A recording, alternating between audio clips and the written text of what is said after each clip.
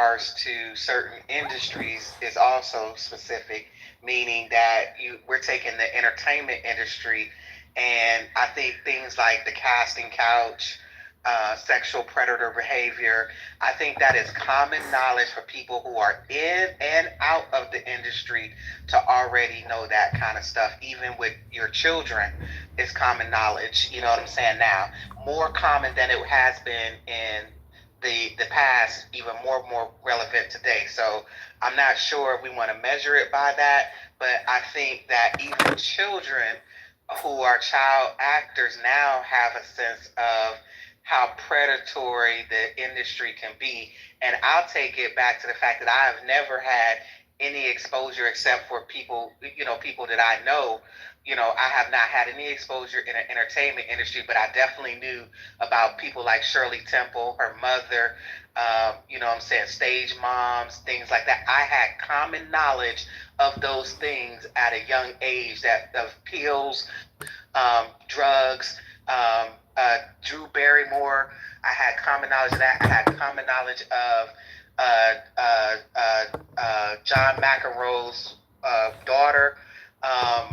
So I don't know if you guys remember these things that happened, but even the fact that Brooke Shields was only 13, I think, when she did the cover of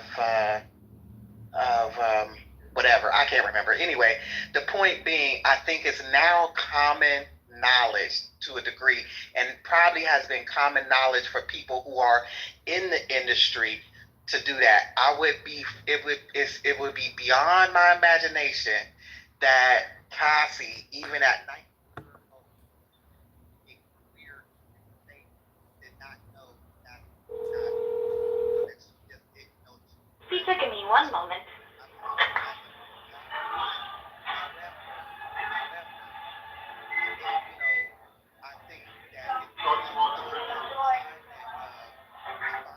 How can I help you? Hi, can I place an order for pickup? Yes, can I have your phone number? 312-498-0517.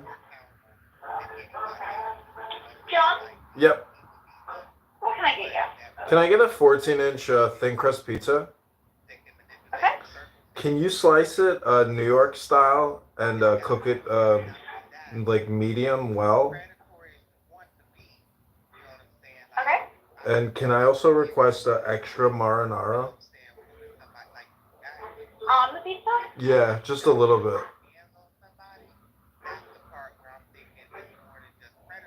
I mean, if you can just charge me for the little cups of marinara or whatever, and just put it on the pizza. Okay. Anything else for you today? No, that's it. Was it just a cheese pizza? Yeah. Okay. 14-inch, New York style cut, slightly well done with a little extra sauce. It's going to be $22.98. Give us about 25 minutes. Okay, thanks so much. Not a problem. Bye. Okay, bye.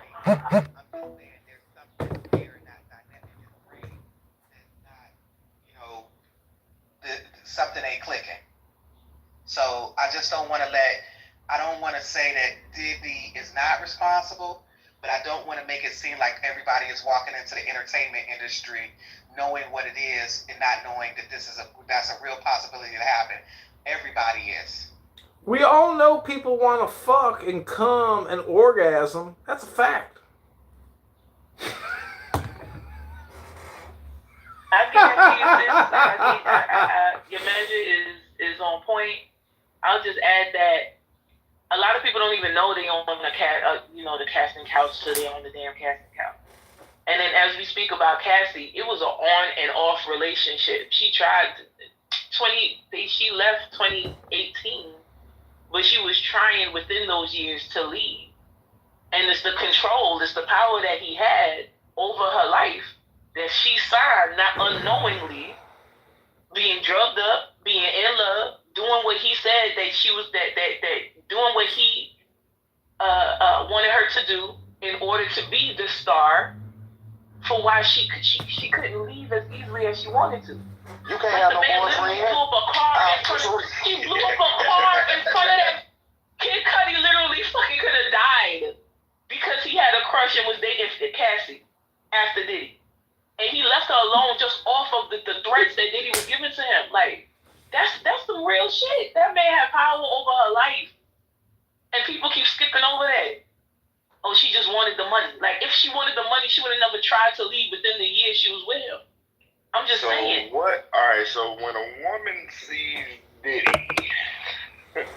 going from Ryan Leslie, what's probably the first thing she saw when she sees Diddy?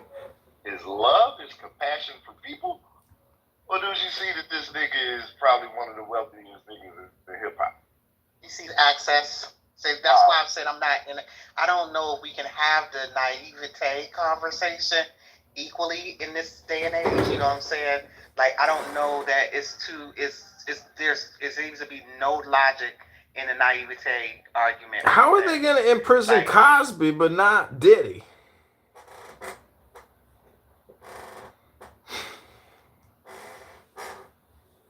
And honestly, I think they need a CIA informant. Like I was told, I was going through the paper. How much human growth hormone has P. Diddy took? Because honestly, he should be in jail until, pending trial and all this shit. This man walking he's walking the street.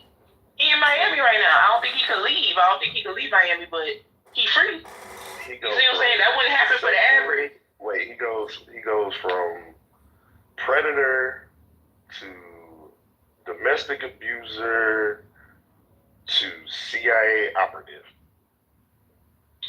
No, not two. It's like it's a collaborative. You know what I mean? He holds all them titles. Same time. So he collab. Okay, all right. But yeah, they've been on his ass since that shooting in the New York club. Matter of fact, they was on him from Biggie.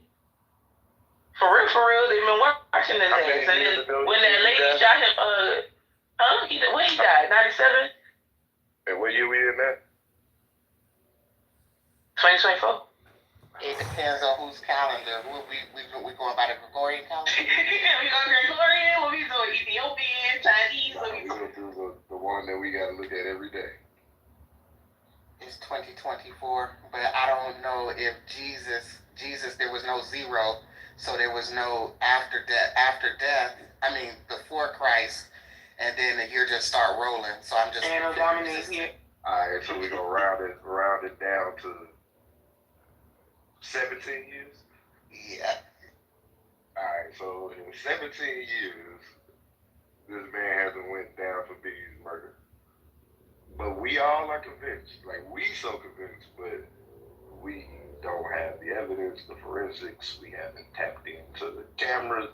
Like, we have access to none of the shit that everybody, like LAPD, has access to and all of this. But we are so convinced. Now, look, I don't think Tupac is dead, right?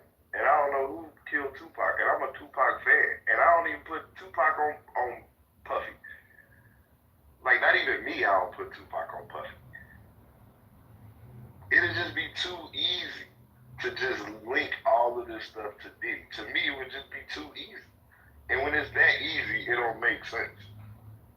All I'm saying is that from when that shit popped off, they've been watching him because of how it's been a mystery for how long.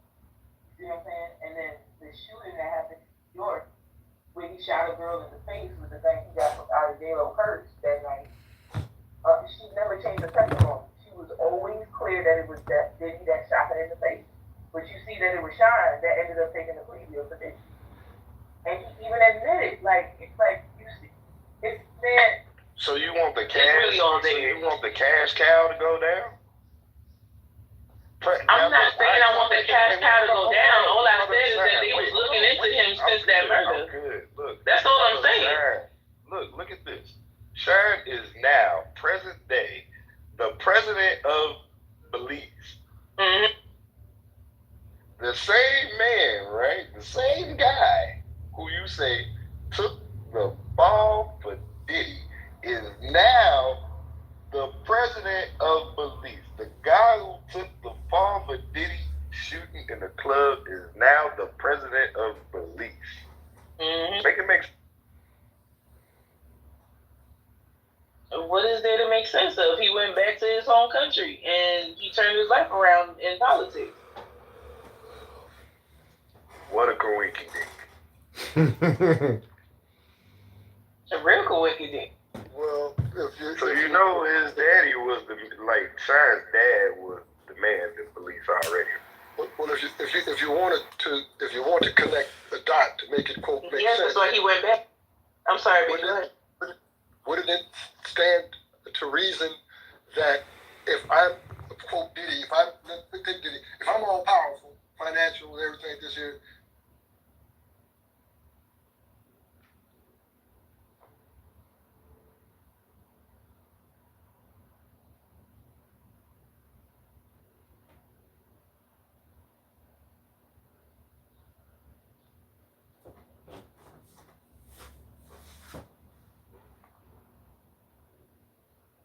Horse. Horse.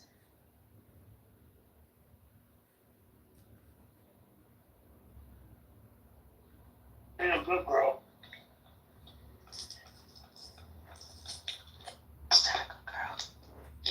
Hey, girl. She keep on trying to play on but lay that bitch out. That's how you like it. I know you like booty holes. It's okay. I like cookie hole. I like cookie hole. I'm telling you, booty hole every now and then. I know you like booty holes. That's okay. No, I like cookie hole. It takes one to know. Sorry. I like cookie hole. I don't know what you're talking You about. you can't come up in my room acting crazy. Cause you gonna get on a flight out of here so fast. So come up that mic acting crazy. Cause this page right here I ain't got blocked, but I added to the list with them other ones you got. Bitch. Oh, chicken. Do you want a burger? I'm gonna make me a burger when I get home though.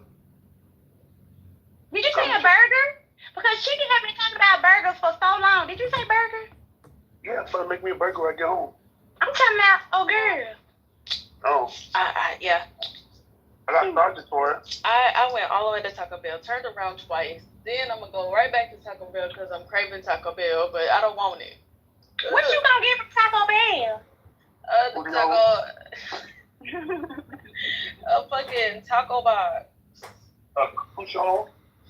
Oh, I know you like a life fire, Bobby. Why is sex like a box of Kentucky Fried Chicken? Cause after you're done with the best and the thigh, the only thing left to do is stick your bone back in that greasy box. Why? Stop trying to fucking mock her and put some goddamn bass in your voice, nigga. Pretty good. You enjoy the day. Bye bye. Put some motherfucking bass in your voice, nigga. Bye bye. You last word? Please come home now. I got beans and bologna. Hello.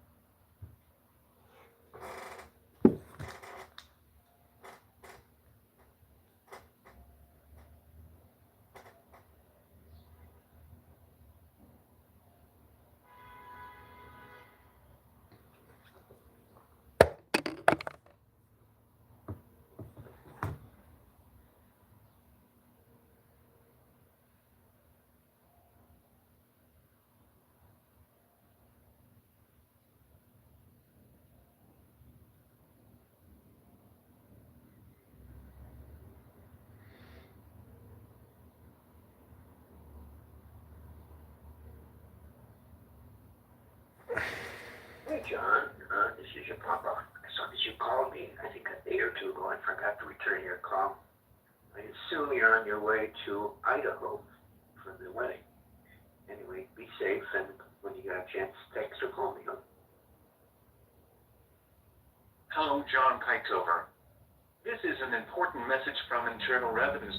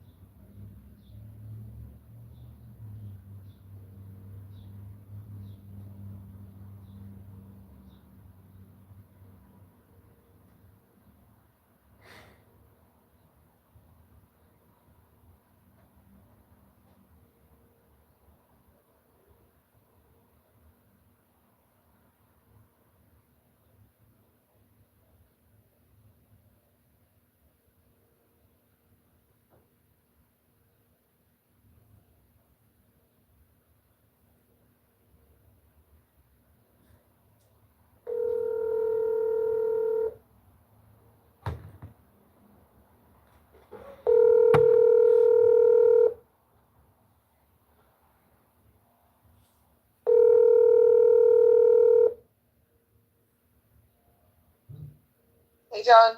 Hey, how's it going? Hey. Good. Let me call you back. I'm on the other line. Okay, bye. Okay, bye.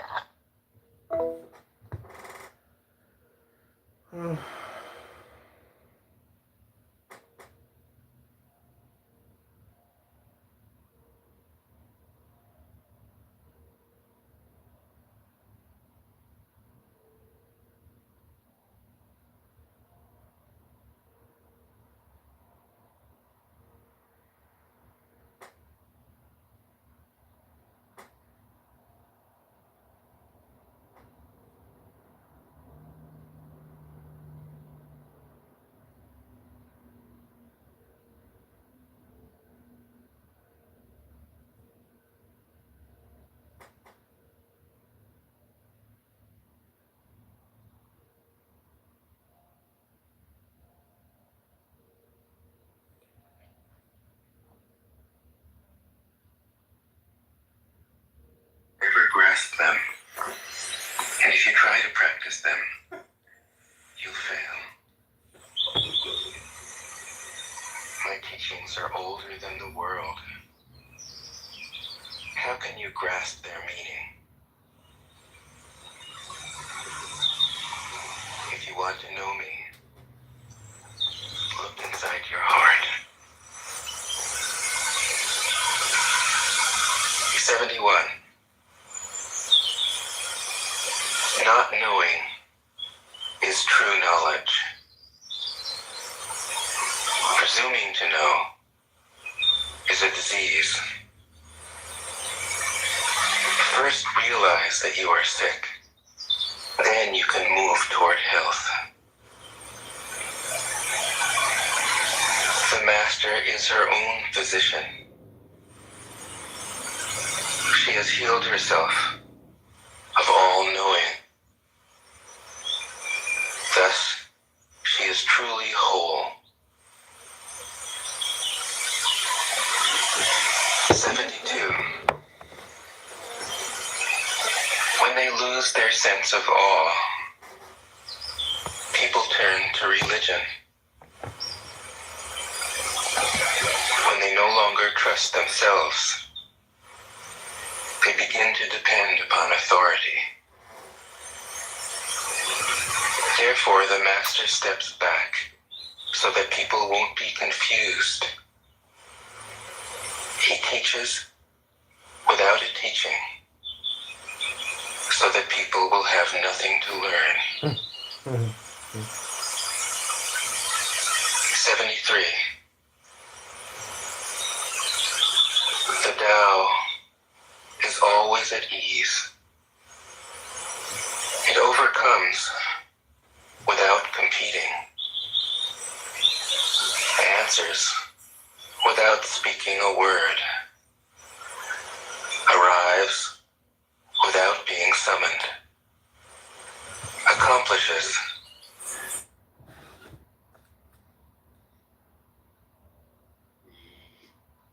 totally feels, or that he totally loves. Me personally. I don't agree. Trump is not a. I was just going to say I will agree. Trump is not an ideological conservative. That is absolutely true. For good or bad. Some people would prefer him not to be. I definitely wouldn't. But yeah.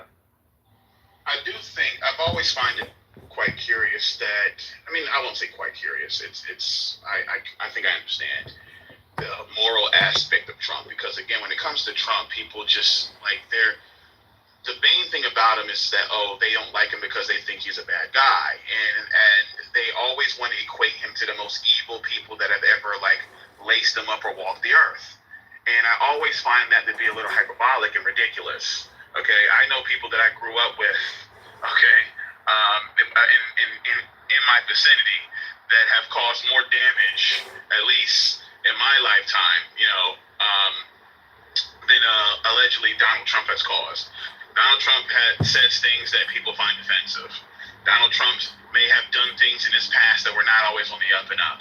There's a lot of people that have passed. One of the things about Trump that I find very interesting is that people make it their business to try to dig up every aspect of their life to try to use that against them because they don't like him. Again, there's a lot of people that probably, well, that's not probably, there's a lot of people that do engage in a lot of disgusting things, that they have teams of people to help make sure that this never sees the light of day.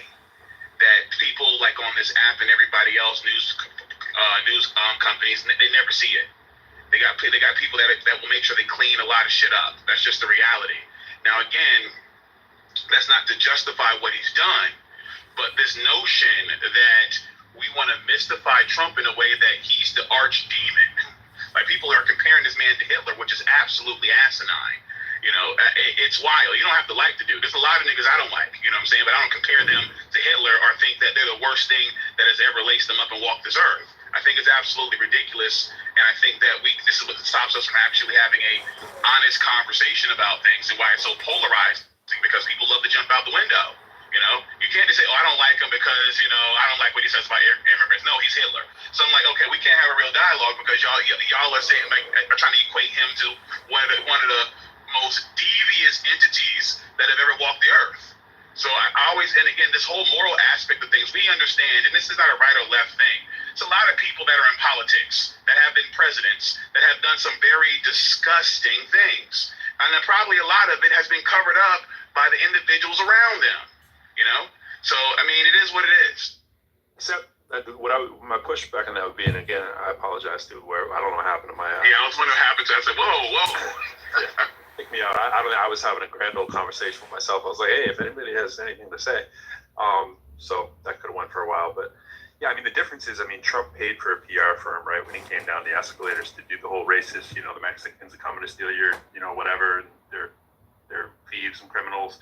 That was a paid-for PR firm, right? We know that he paid the crowd $50 a piece each, which was the butt-end joke for for lots of people. This guy's like asking for it at every turn, right? So he's somewhat of, you know, if you want to talk about people's area of genius, yeah, obviously he has a lot of experience on the marketing and how to build a crowd. But just like in the music and entertainment business, I mean, that's what people do, right? You hire fake applause. So that's weird, but, you know, hey, okay, that's what he's choosing to do.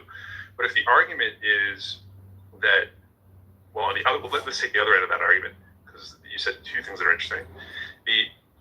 If the criticism is the criticism about him is too extreme, okay, cool. You know, guilty as charged. I mean, I'm not a person equating him to Hitler, but like, can't we then just say, okay, well, let's look at presidential candidates, right? Are you, because that's really what I agree that we should be paying attention to, like people that we're talking about this because he's president. If he wasn't president, he would just be another scummy guy, at least in my opinion, right? A dude who doesn't pay his bills as a practice and is like, you're not getting my money, sue me, good luck, I have a bigger team than you, right? I don't really respect that. That's done in business, to your point, all the time. Yeah, it's magnified because he's president, but it's you've never seen anything like this before at the presidential level, where people are advertising the fact. The PR is advertising how crappy of a person that he is. He's advertising with a plan coming down the stairs. Hey, I know what I'll do. I'll really sensationalize to grab that demographic of the voting community with specific targeted intention, to the extent that you're going to pay people to be in the crowd clapping that up to amplify the sort of, you know, the racism, the vitriol, and get that kind of person. So when you have a Clinton come out and say the deplorables or whatever, it's like, I kind of get where that's coming from, because that's a good way to put it, right? You're targeting in on the derelicts of society that you're willing to pay for to support your campaign. That's a different tactic than most people take, and it's a kind of hard one for ISIS to ever defend. So when it comes to, first of all, does anybody else want to jump in? Because I know I've been kind of dominating. Anybody else want to speak? I wanted to say something really quickly. Yeah, go ahead, bro. Go ahead. Yeah, just real quick. I think at some point we got to ask ourselves, why are people so attached to this human being? Some person that has definitely demonstrated himself to be deplorable. Let's just say that. He had to pay a $5 million sex case associated with raping some person. Found guilty by a jury for sexual abuse, paid out $5 million. Then that wasn't enough. He had to go back and defame that person. So now he had to pay out another $83 million. This is some person that from the 80s was being sued by the DOJ for not renting properties to black people. Was just convicted of 34 felonies related to paying off a porn star and cooking his books to make that happen. Got probably like another 40 or 50 more felonies on the way, both federal and state, for election interference, hiding state secrets in his bathroom after being asked to return them, and on and on and on. And this is before you even get to his administration, because this is just Trump. This is not even his administration. If you look at his administration, look at all the people that are around him that are either under investigation, convicted, or currently in jail. I mean, at some point, you have to let go of this nonsense. How deep is this shit gonna go? Like, how deep is this gonna go? And people are still hanging on to this bullshit. You would think at this point, people would start to say, you know what? This is some person that I don't want to be aligned with. I don't want to be associated with these types of people. And you just let this shit go. Why are we still having this conversation in 2024? I'm embarrassed for some of you on this stage. I'm sorry. So, Rohan, is this one of those things where you really don't know, or you're just saying that out of outrage? I'm not outraged. I'm not outraged. I'm just almost depressed that human beings are this level of deplorable, that you're still able to support this type of person. Yeah, I mean, so I don't support Trump, but I can easily understand why he has a level of support that he does. It is because they see him as a proxy for the outrage that they have. They think he rails against the system. And also, by the way, he is at least the second best politician of our lifetime as it relates to NLP, neuro-linguistic programming. So he's a master communicator. So I don't know why there is surprise about why he has so much support. It's not a surprise for the support. It's more of a surprise, at least people would just open their eyes and say, I do not want to be, no longer want to be attached to this person, based on the sexual assault and based on the discrimination and based on just the absolute bullshit of it all.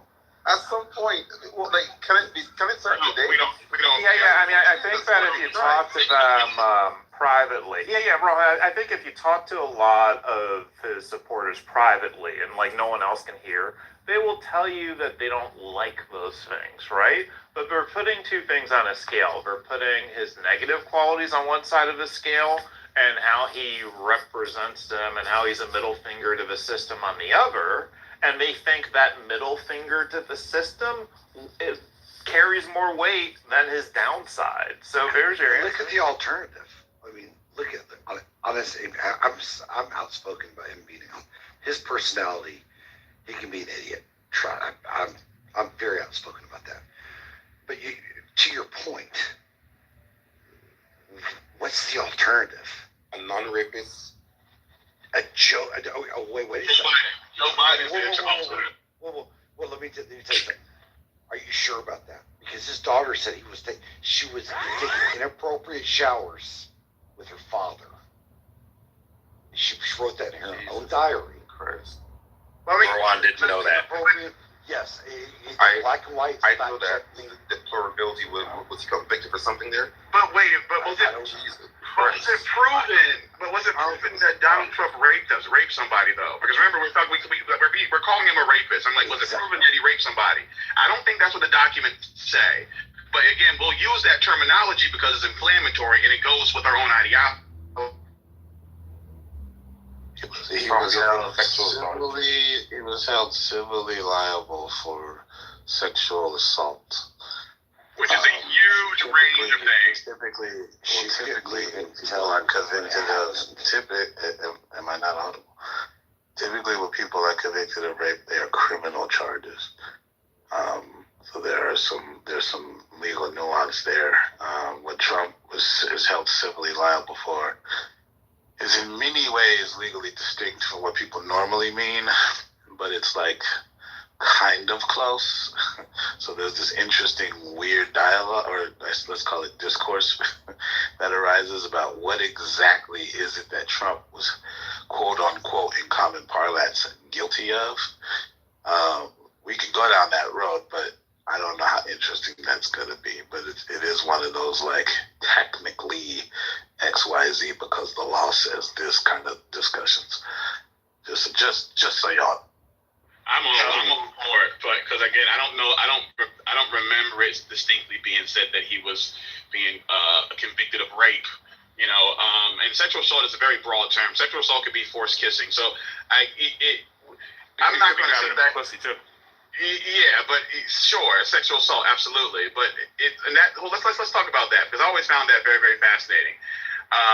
People that are not adverse to individuals not having a massive amount of resources, but having the fame as well, and being in situations where you're dealing with certain individuals who, when Donald Trump was talking about that and so forth, and again.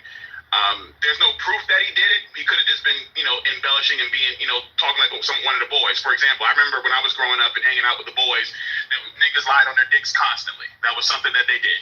Okay? Oh yeah, I smashed so and so. Yeah, this and that, so forth. But in reality, it never happened. But it's just like boys talking amongst boys.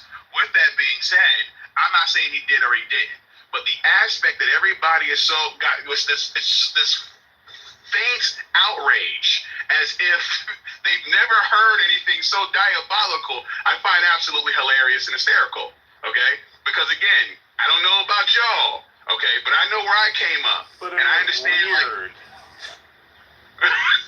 I grab him by the tee. Like, he's the first person in the history of the world to say that statement. It was weird. I've had my genitals grabbed in clubs, okay, by women. All right.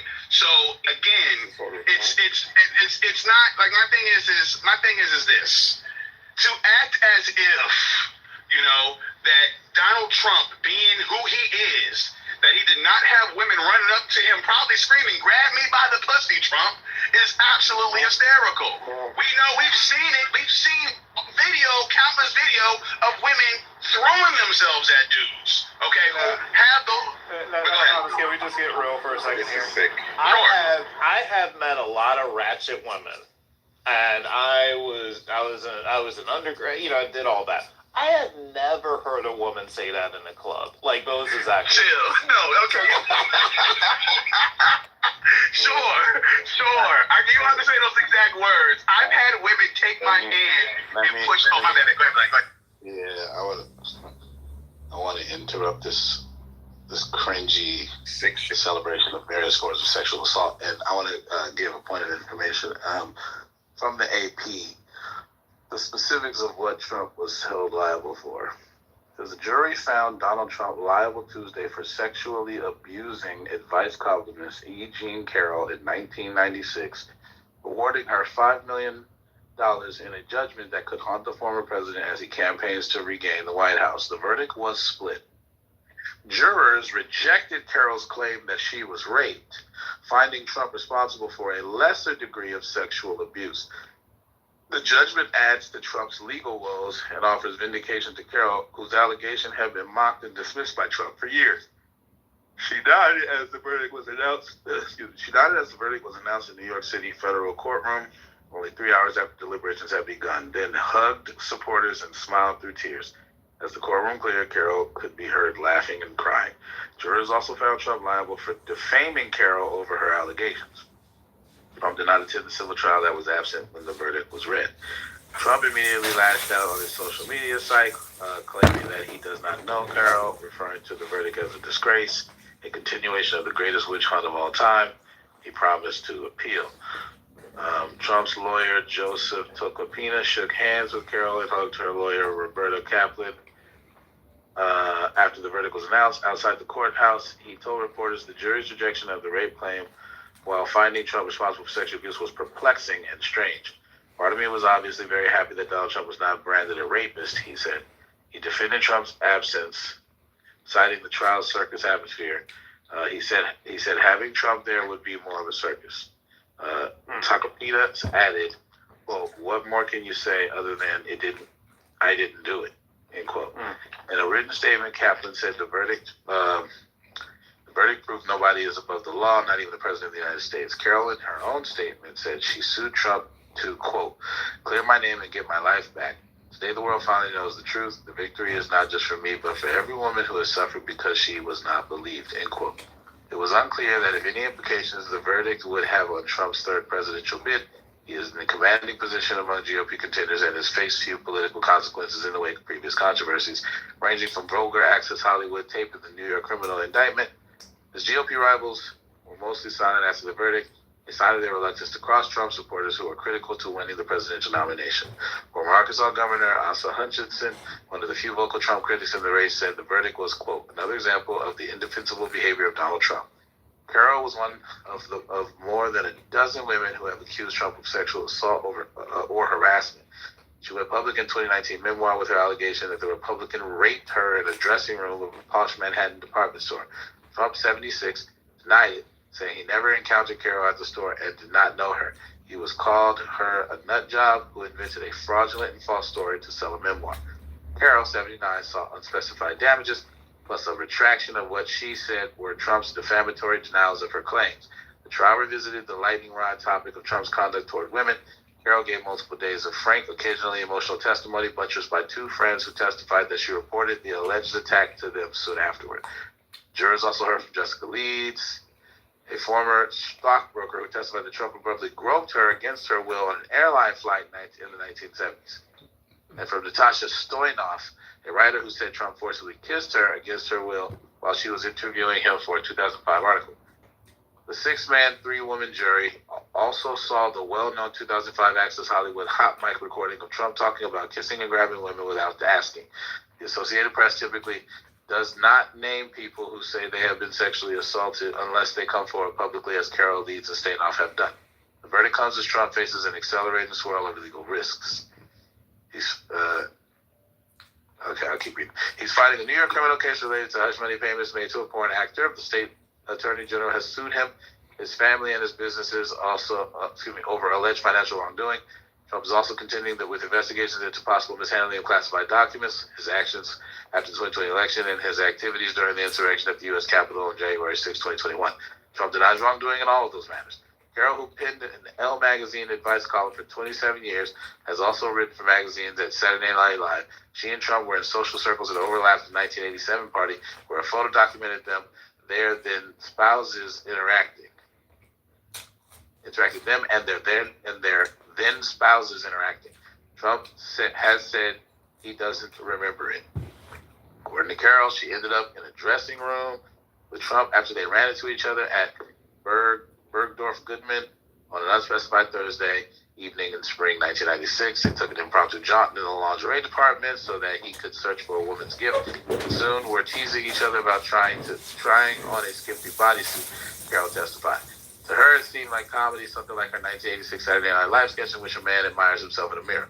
But then, she said, Trump slammed the door, pinned her against the wall, planted his mouth on hers, yanked her tights down, and raped her as she tried to break away. Carol said she ultimately pushed him off with her knee and immediately left the store. I always think back to why I walked in there to get myself in that situation, she testified, her voice breaking, but I'm proud to say I did get out. She never called police or noted it in her diary. Carol said she kept silent for fear Trump would retaliate out of shame and because she worried that people would see her as somewhat responsible for being attacked. The jury awarded Trump $2 million for Trump's sexual abuse and $20,000 in punitive damages. For defamation, jurors awarded $1 million for Trump's October statement, another $1.7 million for harm to Carol's reputation, and $280,000 in punitive damages. Tocopina told jurors Carol invented her claims after hearing about a 2012 Law & Order episode in which a woman is raped in the dressing room of the lingerie section of a Bergdorf Goodman store. Carol, quote, cannot produce any objective evidence to back up her claim because it didn't happen, end quote. He told jurors he accused her of, quote, advancing a false claim of rape for money for political reasons and for status, end quote. In questioning Carol, he sought to cast doubt on her description of fighting off the far heavier Trump without dropping her handbag or ripping her tights, and without anyone around to hear or see them in the lingerie section. The lawyer pressed her about, by her own account, not screaming, looking for help while fleeing the store, or seeking out medical attention, security video, or police. Carol reproached him. I'm telling you he raped me, whether I screamed or not, she said. There's no possibility of Trump being charged with attacking Carol, as the legal time limit has long since passed. For similar reasons, she initially filed her civil case as a defamation lawsuit, saying Trump's derogatory denials had subjected her to hatred, shredded her reputation, and harmed her career. Then, starting last fall, New York State gave people the chance to sue over sexual assault allegations that would otherwise be too old. Carol was one of the first to file. That's the end of the article. There's 20. So he wasn't charged for rape. And there's 26 other women that have accused him. He was held civilly liable for sexual abuse and other things. So where 26 other women, while you were laughing, Thomas, 26 other women have accused him of sexual assault, rape, abuse, groping over the years. I hear you. What happened to the one woman that came out and said the same thing about Joe? Like she just fell off the plane. What happened to her? Her name is Tara Reid. Was incredible. Her name is Tara Reid. It is ironic slightly, but her story was deemed incredible. That is true. She also, for some reason, ended up in Russia, and that optically does not look good. But also, the time that she came out was super inconvenient, so the Believe All Women crowd was silent when she came out. But maybe they had a good reason. Maybe this was the one time in all of history that a woman lied about rape. I'm still wondering about his daughter, who said it was mild, it was inappropriate. It was, quote unquote, probably inappropriate taking a shower with her father at her age. I mean, the media just has buried it. Can you imagine if Donald Trump's daughter came out and said in a diary, I was taking showers with my dad and I think it was inappropriate when I was a kid? They'll be dragging them through. No, but what I can't imagine is something. Let me make. Shut up, mouth for 2 seconds. Let me make my joke. No, I can't imagine that. But what I can imagine is something that actually happened, which which was Donald Trump went on a nationally syndicated talk show and talked about how he would be willing, or implied that he would be willing to have sex with his own daughter if his own daughter wasn't his own daughter. I can imagine that weird shit. That happened. And the quote is completely backwards too. About anybody can fact check the whole quote on the Biden thing, right? It's a diary authored by U.S. President Joe Biden's daughter, Ashley Biden, describes showers taken with her father when she was a child as probably not appropriate. It's huge. It's fucking huge. Probably not appropriate. Right. That's not good. Okay, listen. I could imagine that, a child writing a story, right? Like, or imagine, like, there's all kinds of ways you could parse that. Whatever. Yeah, it's not a lovely thing to have written for not you. Lovely. But it's fucking terrible. But bro, you're bringing that up, right? Like, you're bringing up, like, I've taken showers with my son in a bath a million times. Imagine when he gets old and writes, yeah, I remember playing with superheroes with my dad in the bathtub. It probably was inappropriate. Well, bro, how do you know? It was like when you were 7. You know what I'm saying? Like, you're like, Dad, please let's jump in the bathtub. With your father when you're 4, 5, or 6 years old. You just don't. Sure, why? Why don't you? That's a question for you to answer. I'll leave that. Well, dude, I mean, that's crazy for you to think that parents can't take showers with their kids when they're 4 or 5, bro. I'm not taking a shower. Yeah, I'm with Matt on this one. Bro, you can be with whatever you want. I am so confused right now. I'm so confused too. I'm so confused. His daughter was not 4. His daughter was like 10 or 12 in that diary. This is why. It wasn't even 4. You're literally having a conversation about the equivalence, right? This is what you're trying to do. You're trying to say the one thing we can find with Biden, right, is that his daughter writes in retrospect. It's a pretty big fucking deal. I mean, do you think it was a big deal when she was 20? Like, when he was 15? Did this just disappear? Or is this something that continued on, right? The dude, like, it's like a crazy... So Ashley, who I have to also say is a lovely person, I've met her before, is she dealt with a lot of mental health kind of issues and worked through it. So she probably repressed the memory for a long time, and writing in a book in some way was the word cathartic for her. And I 100% believe her. I mean, she has no reason to make that up. And I think Matt's point is maybe it's not quote-unquote equivalent, but it's not being discussed in the public discourse. There's not media conversations about it, and it just seems kind of weird that you're not having a lot of there's not any conversations about the appropriateness. I can admit that Donald Trump can be a clown. I can admit that Donald Trump can be a womanizer. I can admit some bad things about Donald Trump. But it's so difficult. It's so painful for me to hear my friends from the left, especially these clubhouse rooms, debating politics. If Joe Biden is just some fucking saint. He was taking showers with his daughter. Wow. That's not bro. And he's that's you as a parent, I guess, bro. You could probably find 1,000 parents who aren't as crazy about taking showers with their 4 or 5-year-old, especially, like, I got a pool house. She wasn't 4. She was 12. But right, you keep respectfully, you keep acting like, again, I understand that they're like, no, I don't. I get it. Yeah, all I know is a 12-year-old girl. All right, cool. But all I know is I'm reading this thing in the chat. I'm reading the thing we can all read too about it. We all know it was a stolen diary that she was pissed off. I don't give a shit if it's stolen or not. Right, you don't, because the thing that you're looking at is literally about a thing. The literal thing that you're looking about is no. This is rich. This is real rich. Not right. This is rich. This is really rich. What's rich? What it is. When you started out, right, when you were talking about, like, the arguments popped up about, like, oh, the options that we have for president aren't that great. The real criticism should be on your side of the aisle, because you need to bring someone to your candidacy on the right-hand side of the aisle that you should find not as deplorable. Why would you even look to the left candidates and even try to make this a whataboutism, like, on the other side? And the thing that you find is something taken from a diary when the person was a little kid, and we're talking about who's a despicable human that you even want to have a conversation about with your kids, and you shifted it to, well, here's the one kernel that we found amidst mountains of evidence to the contrary, where dude is on public radio talking about what he liked to do to women, and you want to talk about what he was maybe doing with his kid when there's no claim there and no trial. Have you seen him kiss on low girls before? Bro, this is comedy. But wait a minute. Why is it that we want to take everything at face value when it comes to Donald Trump, even though we know he's a showman? Okay, like again, I'm not going to sit back and say that. Like, maybe because you said it publicly, maybe. Yeah.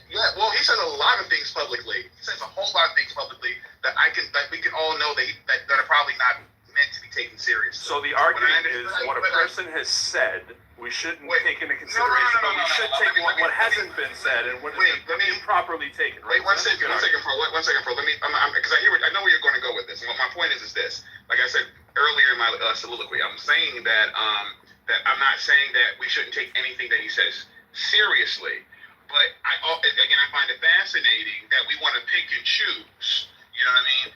And again, based off, and I'm not surprised by this because I understand we all have, biases and preferences and ideologies. Okay, so like when Trump says something like, smashing his daughter, people are going to come out and say, oh, we really believe that he wants to blow his daughter's back out like some Michelin tires. Okay, even though most of us took that as a joke, that he really didn't mean that he would smash his daughter. But if you don't like him, okay, if you feel like that this man is, Hitler or something close to it, you're probably going to believe him.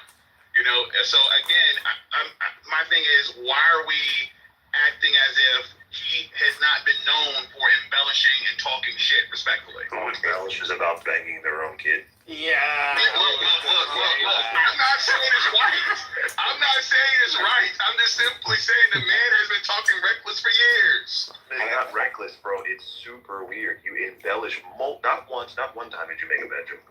Multiple times did you get on live syndicated national TV and say, "Look at my daughter." If I wasn't related to you.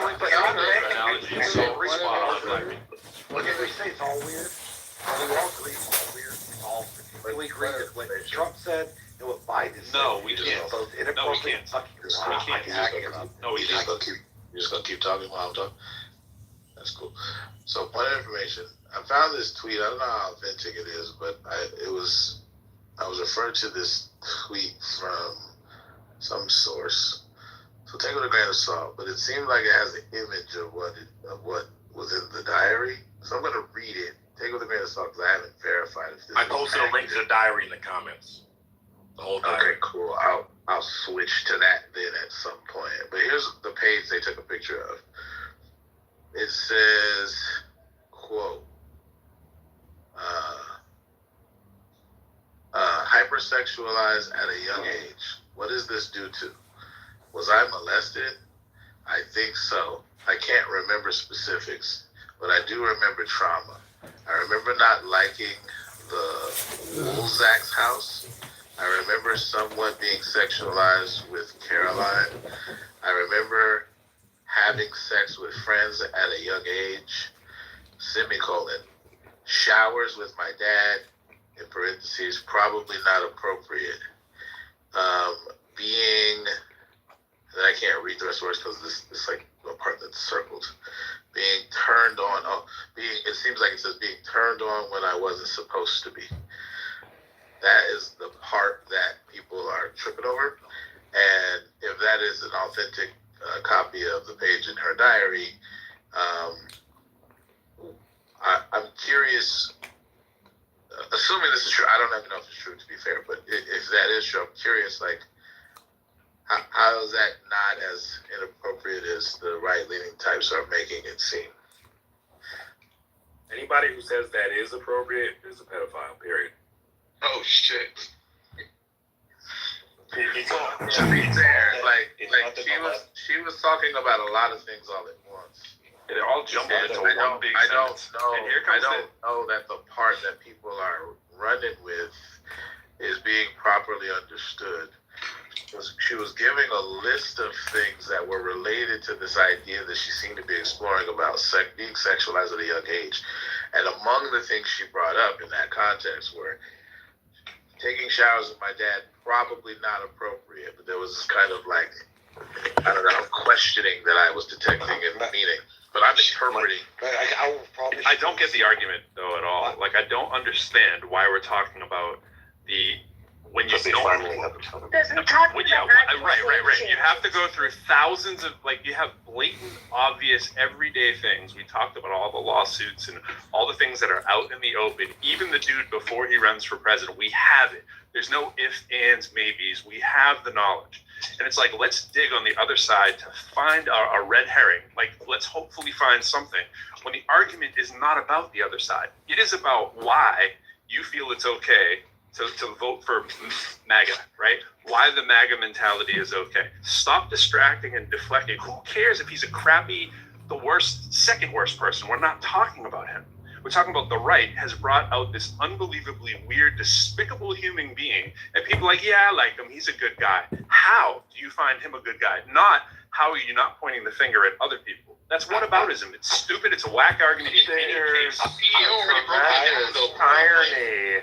Matt, can I say one thing? 20 seconds, and I'll go right to you. There's a tremendous irony in what you're saying, because it's essentially the same argument like a Trump supporter uses in terms of why they don't want to support Biden, in the sense that, oh, the left, transgender this and immoral that, and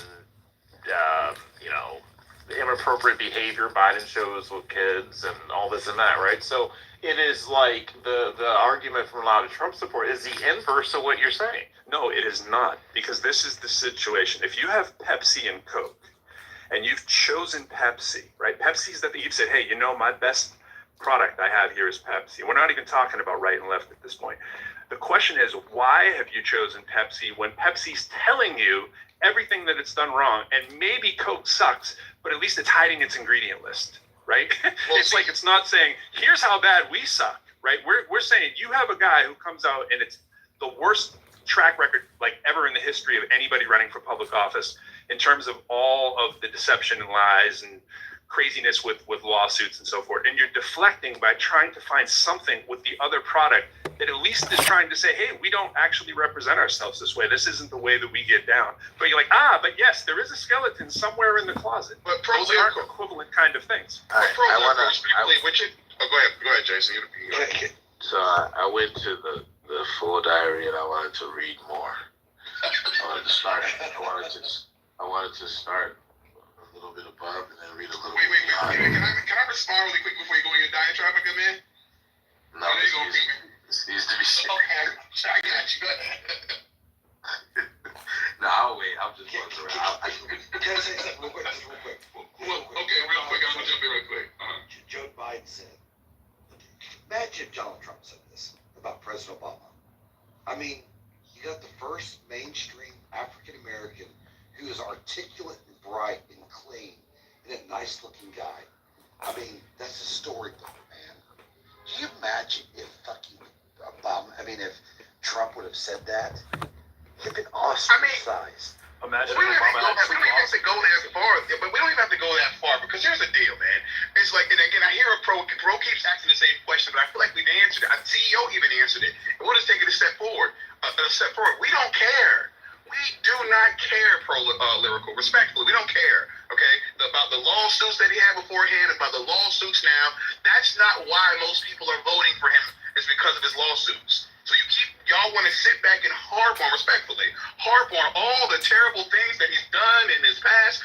It's obvious, my good man. It's obvious. We don't give a fuck, okay? We're voting for him for other reasons, not based off his morale or character. That's just the reality. Never bring up morale or character on the other side. The only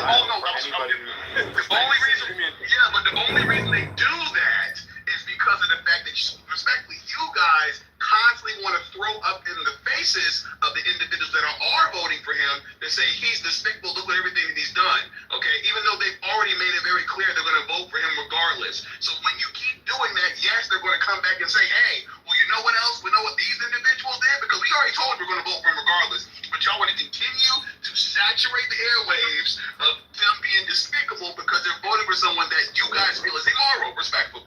I was not going to vote for Donald Trump up until about 6 weeks ago. I was voting Libertarian.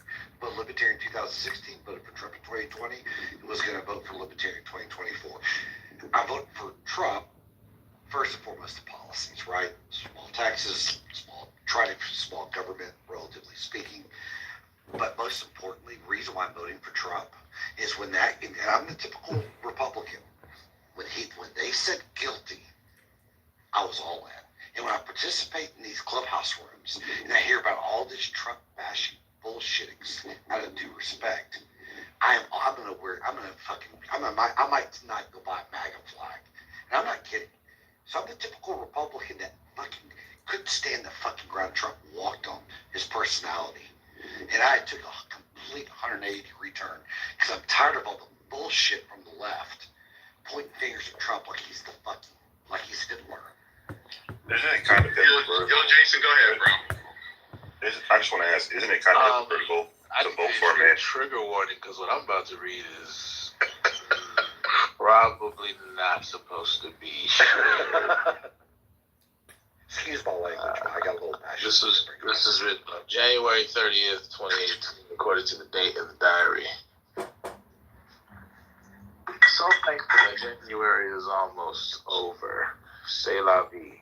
12719 is my date. And God damn it, it better be my last. I've had one of my hardest days. My sex drive is out of fucking control. Like literally, I am in heat. I told Kevin the truth about how I was feeling. Felt exposed and vulnerable, so didn't go to dinner. Needed a break from seeing him. We are supposed to have a therapy session on Monday, and I'm still unsure of it all.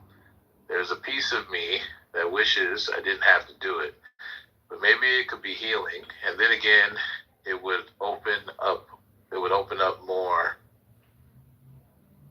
wands that will take me longer to adjust. Wounds. It will open up more wounds that will take me longer to adjust and get over with. I think that's what that says. I'm going to give it a few days and see how I feel. I erased his number from my phone, so can't contact him unless he is to contact me, which he won't. I think I need to have sex in order to feel good about not having sex and to get it over with. Neil's friend is a sex addict, which might work out well.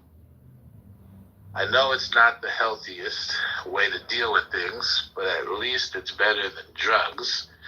I'm focused on myself and my needs, and sex seems, at least at this moment, to be one of them. I don't know if I even need to kiss a guy. Just come over and fuck me sober.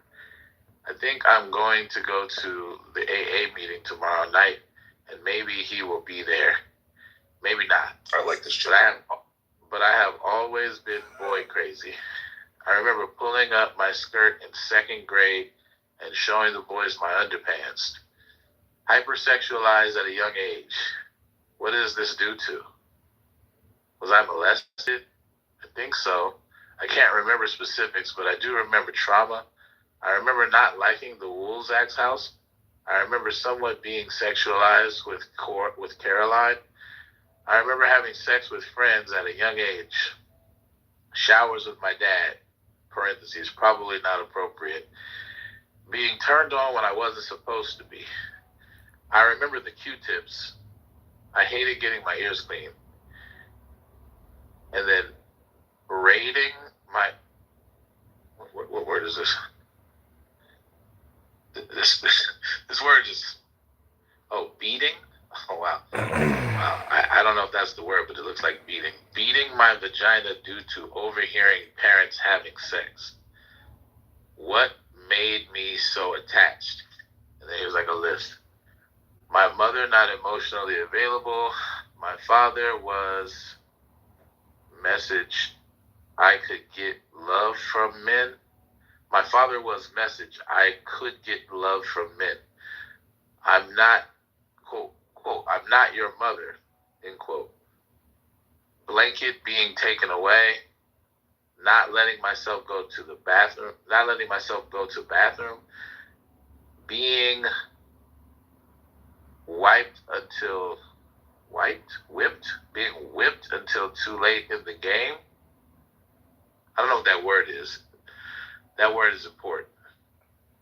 Wiped, W-I-P-E-D, wiped, being wiped until too late in the game. I don't know what that word is. That word's important. I could list all the reasons, but I can't seem to find the solution. And that's the end of that day. That sounds like that does, to me, it sounds like abuse. There was abuse at some point there. And I'm not going to sit back and say it was Joe Biden that did it. I'm just going to sit back and say, based off what she's writing, a 2-year-old girl showing her panties, a second grade showing your panties is crazy. So, again, that's a learned behavior, and maybe some sociologists will come out and, be able to say better than I will. But this sounds like, aspects of some type of abuse, where she's that overly sexualized at an early age and she's talking like this. Like, it seems absolutely wild. Wait, so folks care if the abuse happens to Ashley Biden, but they don't care and will be happy to vote for a guy that forces his fingers into the vagina of a woman against her will. Stunning. Okay. We're talking about children. Oh, okay. Oh, sorry. It's completely different ballgame. Oh, no, that's fine. Trump is so it's never totally been- okay. Trump If it's is never children, been- it's wrong. Trump is But if never- it's an adult, Trump is never- people can Trump be is never or have their been fingers guilty. forced into a vagina as an adult. Trump And has that's never been okay found for you, guilty right, of Matt? that. Trump has never been guilty of that. When you know it's happened, as People opposed to liable what you for don't. sexual assault. No, I is think he's literally talking about having terror been found reading. guilty. Guys, you listen, this is what I'm talking about. You guys like to jump out the window. no. You'll sit back and say Hold on. Being found civilly liable for sexual abuse is not the same as being found criminally convicted of rape. Those are not the same. But hold on. Wait. Okay. However, being found civilly liable for sexual abuse is not nothing. Like, that's not something you Agreed. dismiss. Bro, I didn't say he was found. let's He was not. found criminally for anything. I said he was found to have forced his fingers into a woman's vagina. Wait, That's he what I was? She can't even tell you That's where the sexual abuse came. She can't tell you what year. Well, no. What was it? What term did he say? Hold on. What you described being rape? Because Trump was accused of that, and then the jury, they call it a split jury, or what I read earlier. The more serious offense of rape, they found him not guilty on. The less serious one of sexual abuse, they found guilty on. And so what I'm confused by is what you described, is that the rape that he was not found guilty on, or is that the other thing? Yes. See, that's exactly what that is. Well, see, that's what I'm saying. When we have these conversations, and I say this respectfully to Aaron, is that when we talk about this, we jump out the window. And again, it was like the whole thing got derailed because people are saying, well, when did this happen? Are you sure he got convicted of it, et cetera, et cetera? But you started off with the man is a rapist by jamming his fingers in somebody's vagina. It just throws everything off kilter. And that's what I'm saying. It causes unnecessary chaos in discussion that we can have a conversation about, okay, did he sexually assault somebody or abuse somebody? We can think, okay, he was found guilty of that. Let's keep it pushing. Okay, but y'all want him to be like, oh, he's cutting bitches' heads off, and he's just completely out of pocket. I'm like, come on, man, let's not jump out. But terror reading was worse anyway. I think what we need is the actual ruling, not just a report. Yeah, and the scores of I think NDAs that that would we give don't us have. more details. But what does Aram say about the Tara Reid allegation? Well, he wasn't convicted, so that's pretty easy. Yeah, the Tara Reid thing. I could guess what Aaron would say.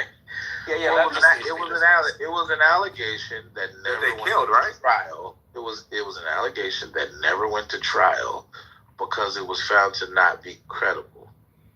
So they're not, objectively, it's an awkward comparison because Trump went to trial and he was found civilly liable. Right, but this is Biden allegation. Hold on. The Biden allegation never went to trial, and for that reason, there was no criminal liability or conviction. So that's an awkward thing. like it would be way more appropriate if Biden's had also went to trial and he was also found civilly liable. Right. I mean, that would be allowed. Right, but this is the point that I was making earlier about how they actually moved. I guess they said that she was the one that kind of sponsored this legislation that a lot of other celebrities got caught up on that expired last year to get this to go forward because the statute of limitations on it was way gone, right?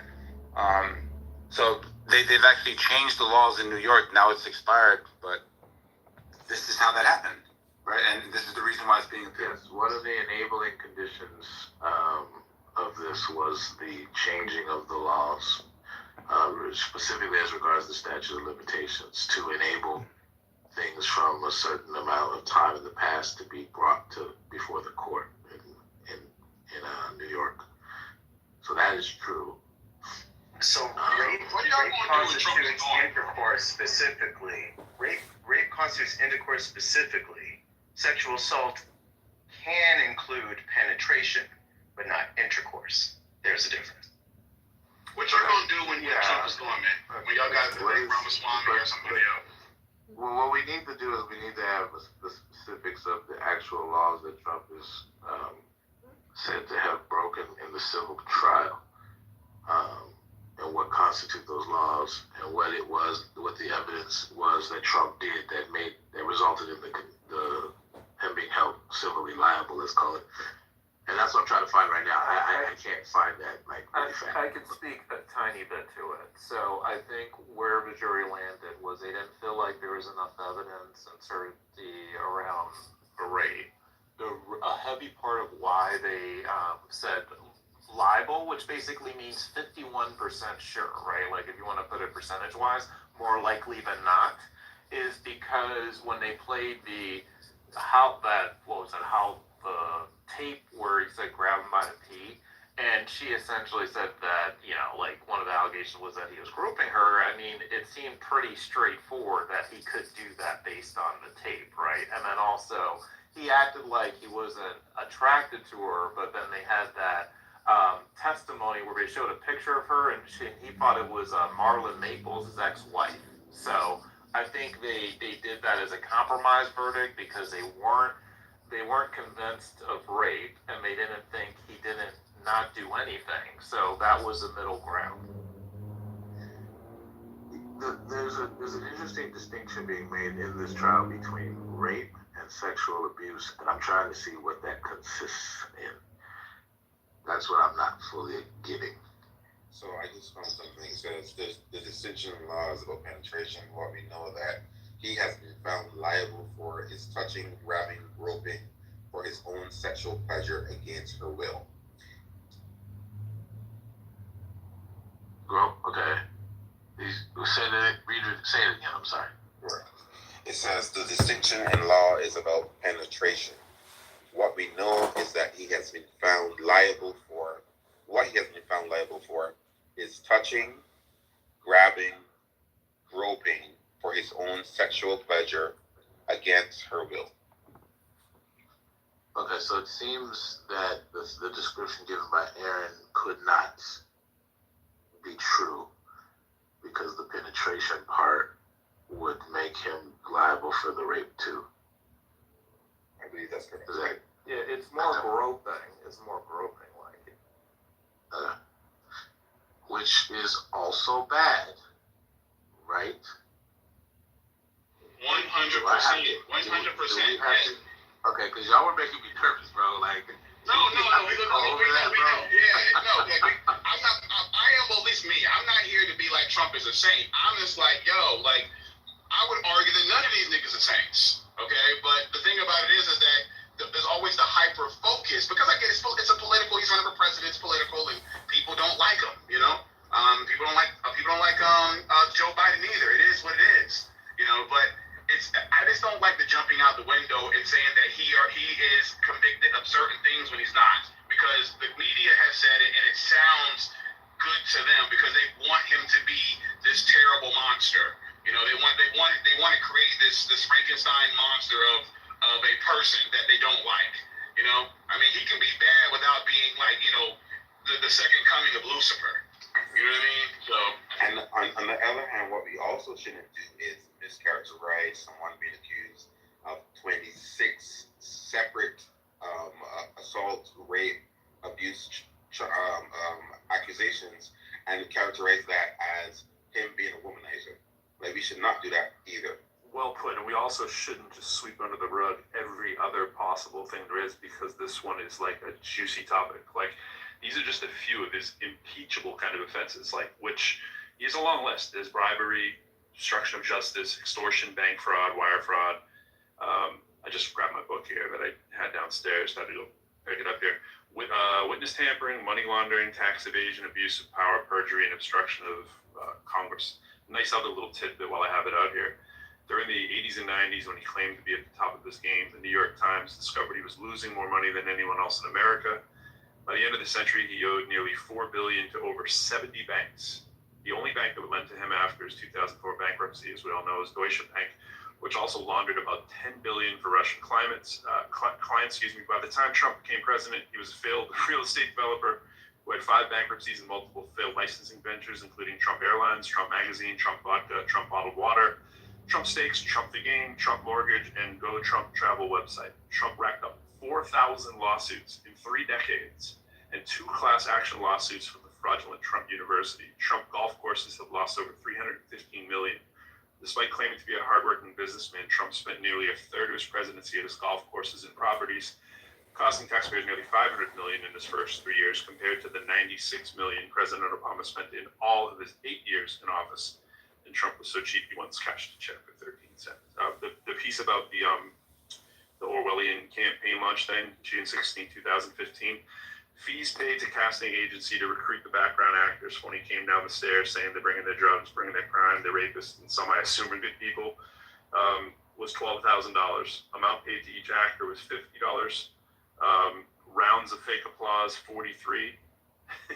And in comment here, they wrote publicity stunt creating illusion of mass support was priceless.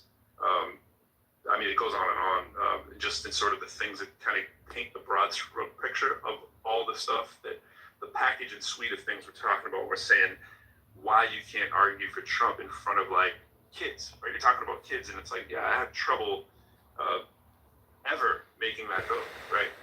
As opposed to talking about the other complete side of the aisle, maybes and possibles, when I'm talking about this is what, like, I can articulate for you why I would never vote for him.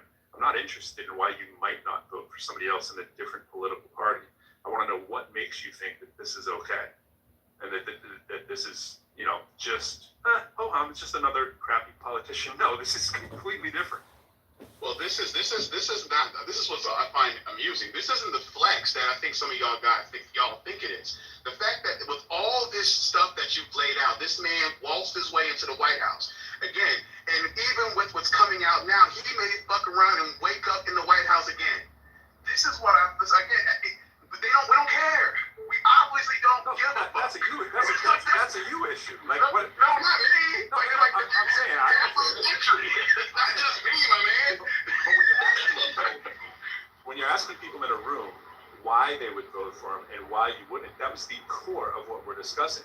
That's cool. Like, it would be good if I had to vote. Like, I know we don't share voting records and we keep it real sensitive. Sure. It would be cool if I knew that, hey, you're the kind of person who's okay with that. Cool. You know, and then when I do business with you or anybody else, I go, okay, I need to consider that all of the things that I hold to be somewhat important aren't important to this person. Cool. That's all it means. It doesn't mean like flexes or whatever, but that's all it teaches.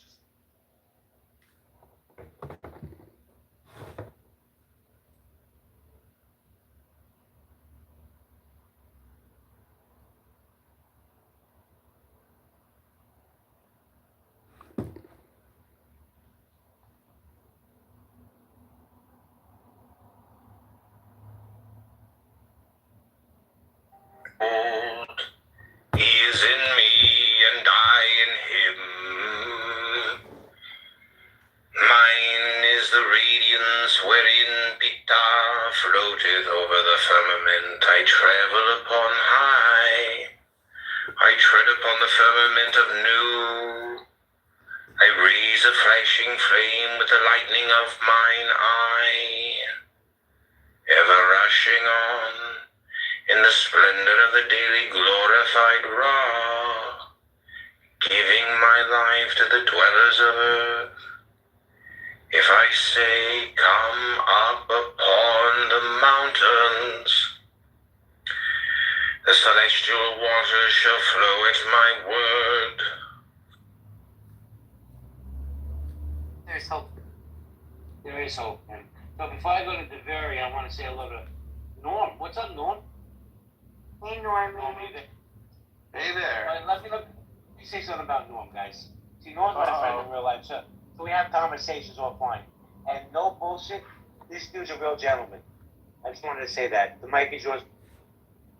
Thanks, Jay. Thanks for ruining my reputation here.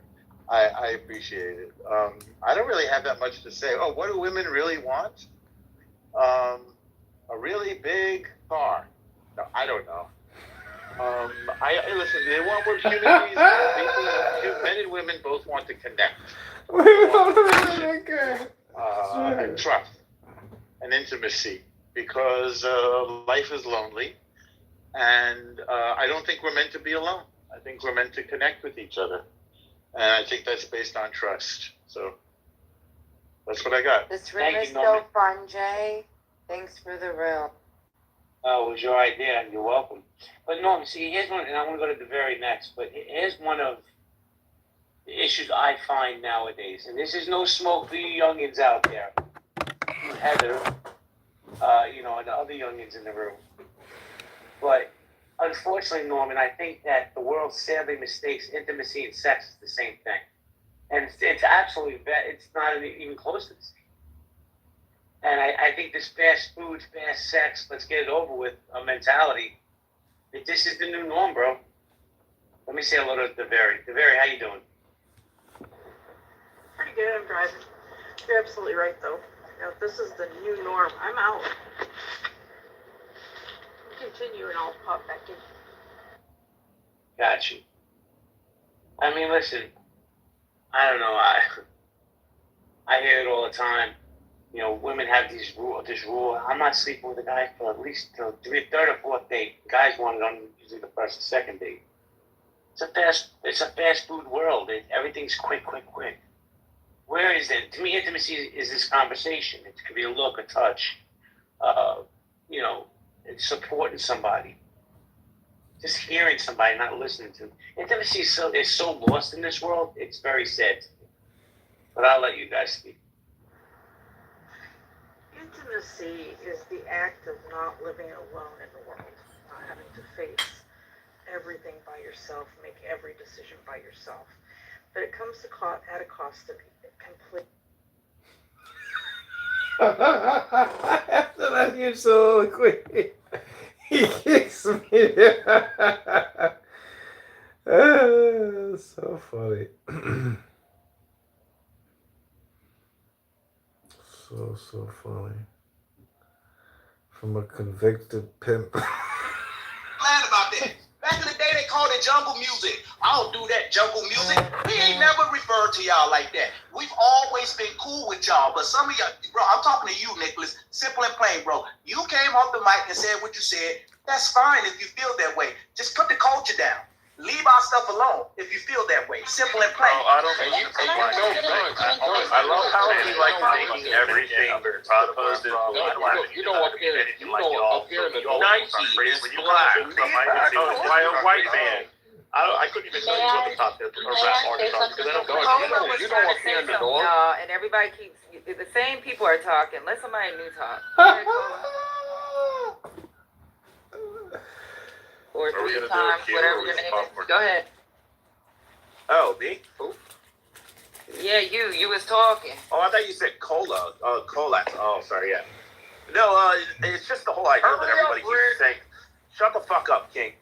So I love how people like saying, oh, this is our black hair and our black thing, and this and that. It's like, firstly, you realize that the fucking Indians and the Greeks and the fucking Nordics, the Vikings and all them had fucking dreadlocks. You realize that it's called a Dutch braid for a fucking reason. Like, braided hair is not just a, only fucking black person thing. And then when you say that fucking Jordans, which is Nike, which is owned by a fucking white guy, founded by a white man, and you call it black people's shoes and shit, and then you say, oh, well, if you don't fuck with us, then don't fuck with our shit. You know, it's like, well, okay, well, if you don't fuck with white people or you don't fuck with Jews, then stop buying and using everything that fucking whites and Jews fucking created, invented, and fucking sell to you. Did I say that? Stop using the fucking iPhone.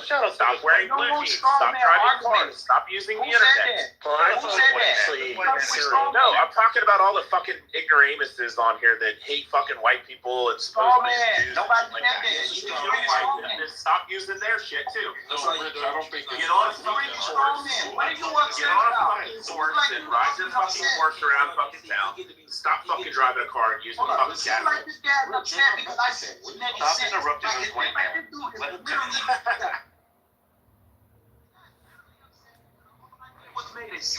No, you make some dumbass shit and then you send it Nike's Air Jordans or fucking what the hell is dumb about what I said? They're not black fucking shoes. Dumb shit. It was founded by a fucking white man. Like Nike is a fucking white corporation. What the fuck do you upset about? Because I said that you don't fuck white king. Why are you upset because I said that team? You think I would have some fucking ignorant. I'm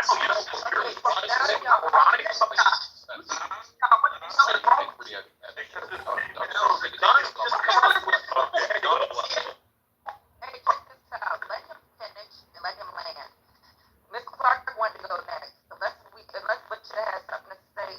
I promise. All I'm trying to get at is that people in Indonesia, Malaysia, Philippines, anywhere around the fucking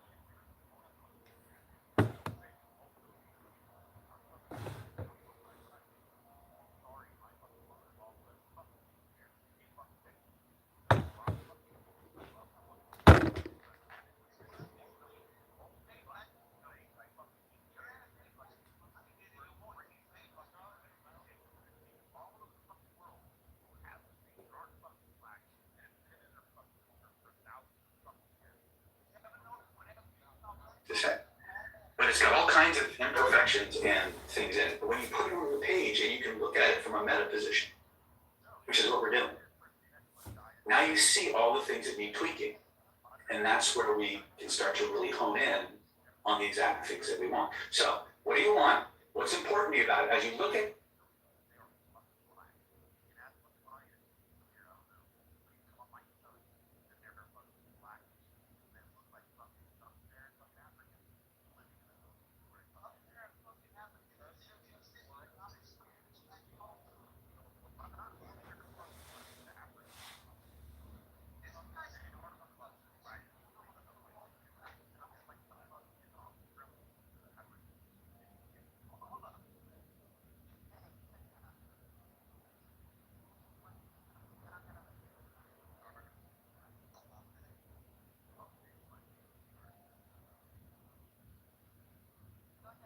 Your therapist? Text, video chat, call? Yep, that sounds too easy. How did you find her? this version by us to improve ourselves or to destroy ourselves is decisive for all eternity. If you think about that, like what is really meant by decisive for all eternity? Is it talking about in that power of now? Paradox 1. Religion. Together and feel that he lives in us and outside of us, that he absorbs us in him as we absorb. Shall know the truth, and the truth shall make you free, said Jesus Christ. We should escape from the bondage of the letter to the liberty of the Spirit, said the great apostle. Also, he says, you have been bought for a great price. Do not anymore make yourselves slaves of men. We are the children and not the slaves of God. We are the brothers and not the slaves of Jesus Christ. The law was made for man, and not man for the law, said again the divine master. Liberty is the goal of man's existence. It is in this alone that his right and his duty can be reconciled. In this consists his personality and autonomy, and this alone can render him capable and worthy of immortality, to free ourselves from the slavery of the passions, from the tyranny of prejudices, from the errors of ignorance, the pains of fear, as we absorb him in us, in bringing us into communion with his vast being and his eternal love. Alas, we feel that he is neither eternal nor vast. Why is he not God? Why? Because God alone is God, and this is how God comes to us, veiled under the appearance of bread. We see him, we touch him, we taste him, we eat him, and his eternity trembles within our mortal flesh. The blood which palpitates in our heart is his. Our bosom swells. It is he who breathes. But the Protestants, these Protestants with their mouthful of bread and sip of wine, truly a fine sacrament they have there. Faith, the poet enamored of the ideal, smiles at the ridiculous reality, but the fanatical believer grows exasperated. Reason says we should pity the Protestants. No, says infuriated faith. We must punish them. You can't control Which it. I feel grow wrathful within me, condemns them to hell. Why should I grudge them in the burning pile? Hold, miserable assassin, dost thou then believe that God made himself man, that man might make himself a tiger? Thou believest thyself to have conceived with infinite love, and behold, thou art in labor with hate. Thou hast thought to devour heaven, and behold, thou formest hell. Thou hast eaten the flesh of Christ, not as a Christian, but as a cannibal, sacrilegious communicant. Hold thy peace and cleanse thy mouth, for thy lips are dripping with blood. Doubtless religion must not be held responsible for the crimes which the policy of barbarous ages have committed in her name. Many heretics were at the same time the agents of conspiracies and seditions. The massacre of Saint Bartolomeo was cruel. Rose a grave. The perfidy which is perhaps explained in the necessity for rendering abortive a plot, none less perfidious. Thus, at any rate, did the Queen Mother of Charles IX endeavor to justify their action. This, at least, is certain that at that period, both parties were capable of any outrage. But what could ever justify the Inquisition?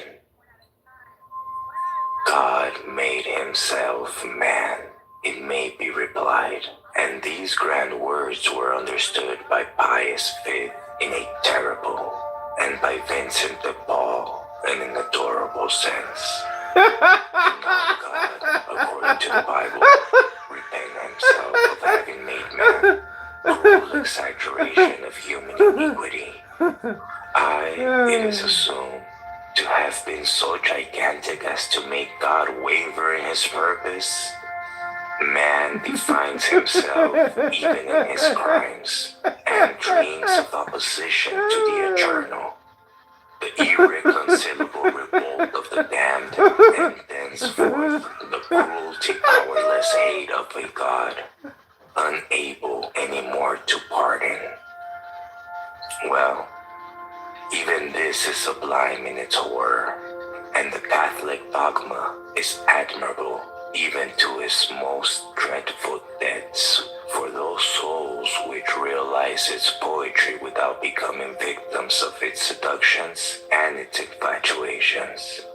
God appears to repent himself of having made man, because man from time to time repents himself of having made a God. Divine fictions succeed each other like the ages. Jupiter dethroned Saturn, and the Jesus Christ of popes reigns in the palace of Jehovah of the Jews. The Jesus of Saint Dominic is still nonetheless the son of a cruel God of Moses, but the ferocious beast of Daniel in the Apocalypse must inevitably disappear to make room For the dove and the lamb, God will truly have made himself man, when he shall have caused men to become as good as God ought to be. The genius of man, in developing itself in the course of ages, unrolls the genealogy of gods. It is in the genius of man that an eternal ancient of days begets a son that must succeed his father, and in which proceeds from father and son the spirit of knowledge and intelligence, which shall explain the mysteries of both. The Trinity, does not this issue from the very vows of humanity?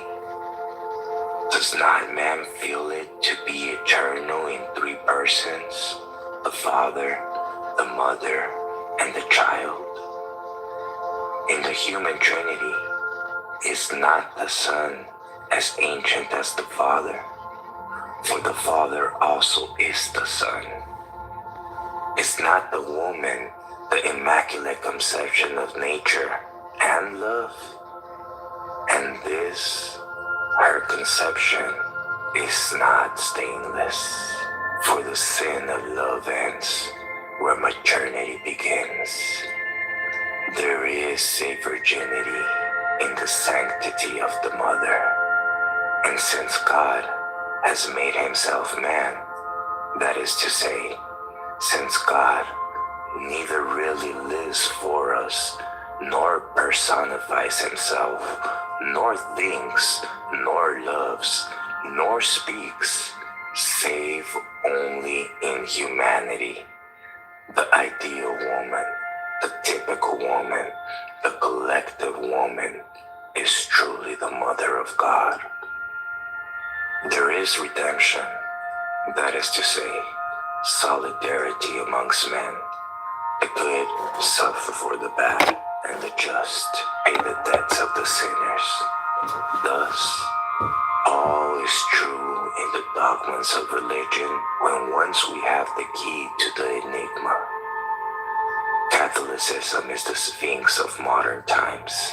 Place yourself under its talons without guessing its riddle, and it devours you. Guess its riddle without conquering it, or only half guess it, and you are doomed, like Oedipus, to misfortune and self-imposed blindness. An intelligent Catholic ought not to leave the church.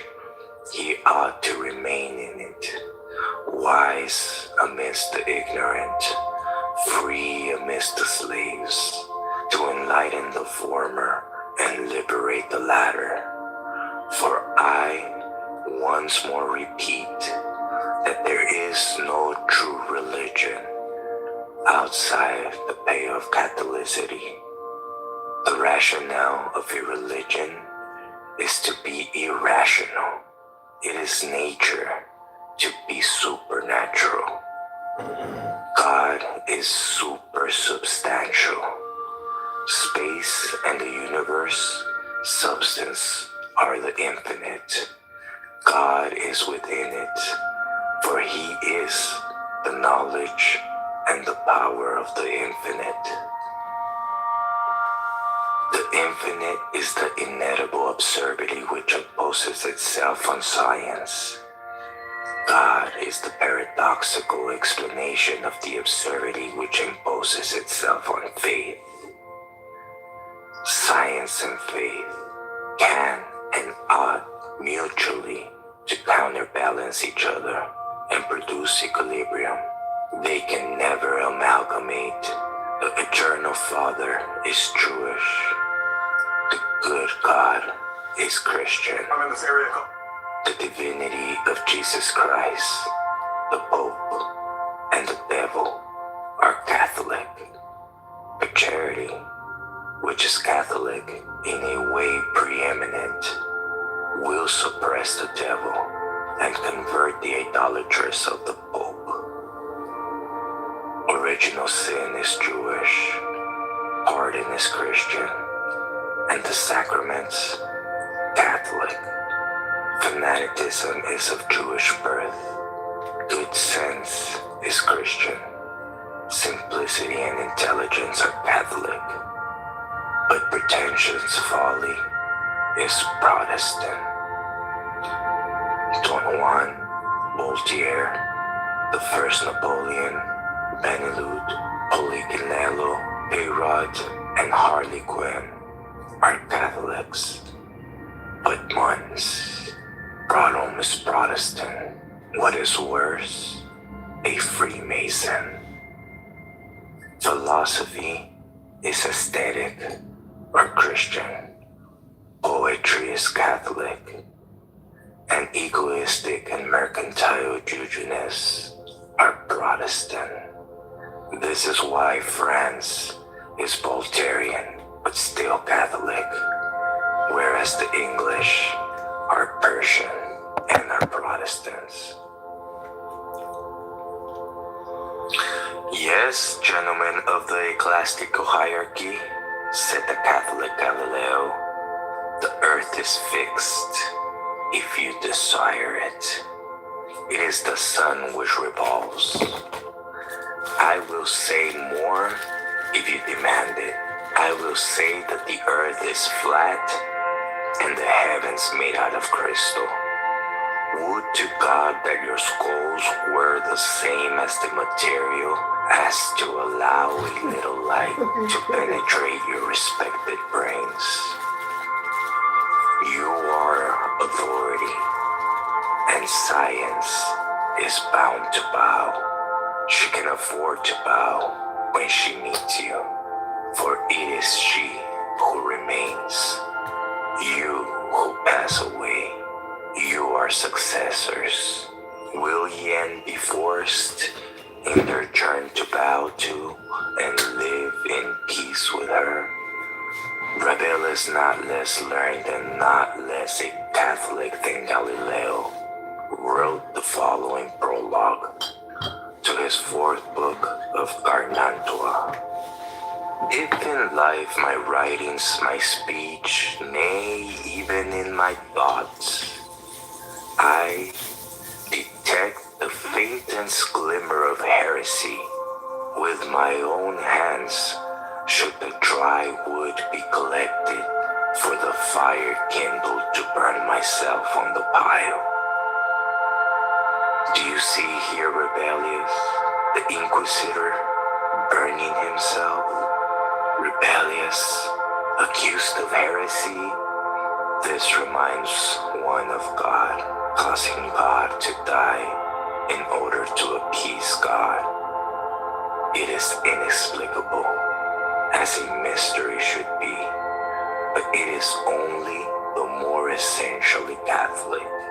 Nothing so excites the imagination as mystery, and the excited imagination electrifies and multiplies tenfold the will. The wise are called to govern the world, but it is the madman who overturn and metamorphs it. This is why madness is considered by Eastern nations as something divine. Indeed, to vulgar eyes, the man of genius is a madman. In truth, he has, perhaps, some grain of madness in him, for he almost always disregards common sense to obey the sublime sense. Moses dreams of the promised land and drags away into the desert a horde of herdsmen and slaves who murmur, rebel, kill each other, and die of hunger and fatigue during 40 years. He would never reach Palestine. He would die lost in the mountains, but his thought will have swept the heavens, and he will bequeath the world a God unique and a universal code.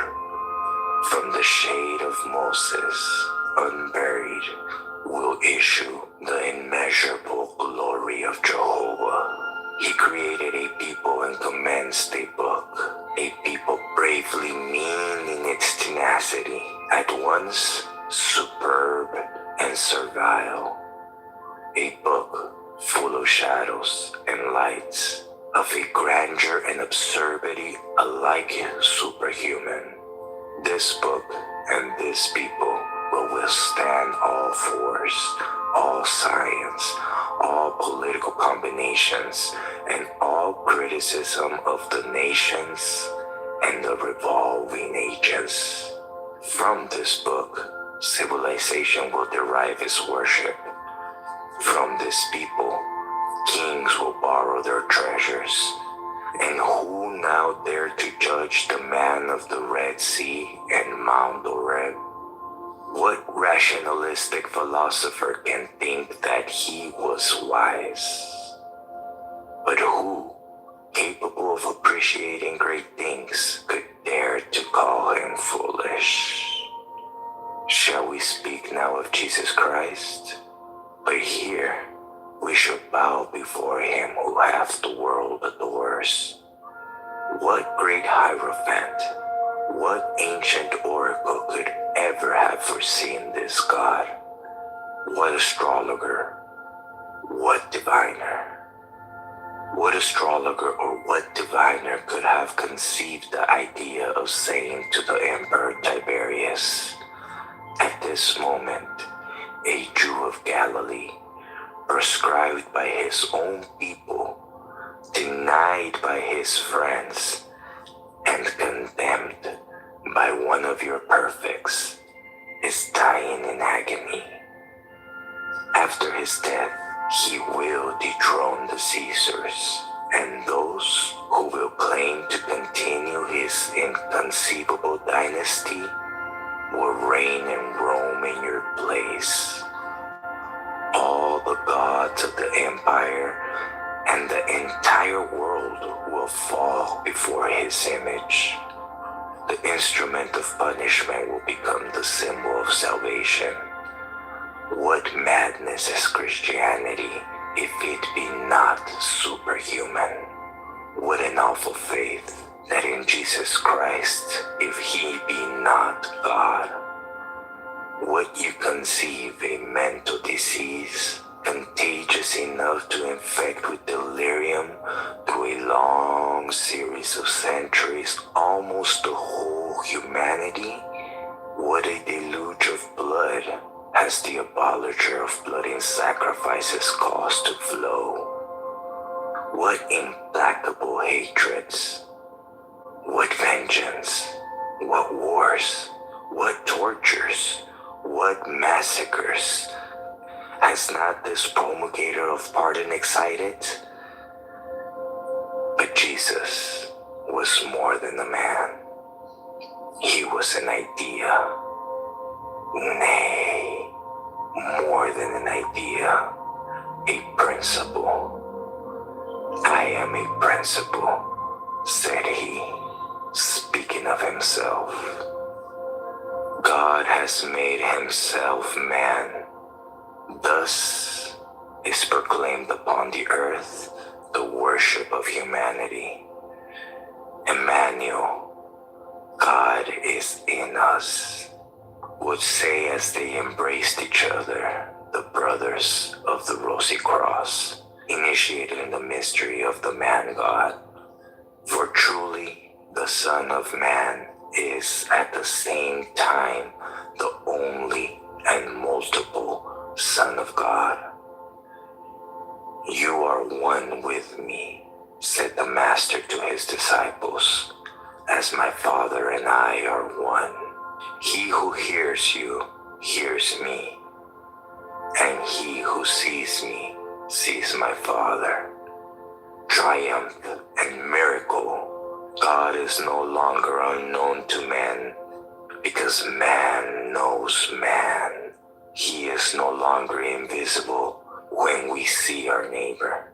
He is the benefactor who assists us. He is the poor man whom we assist.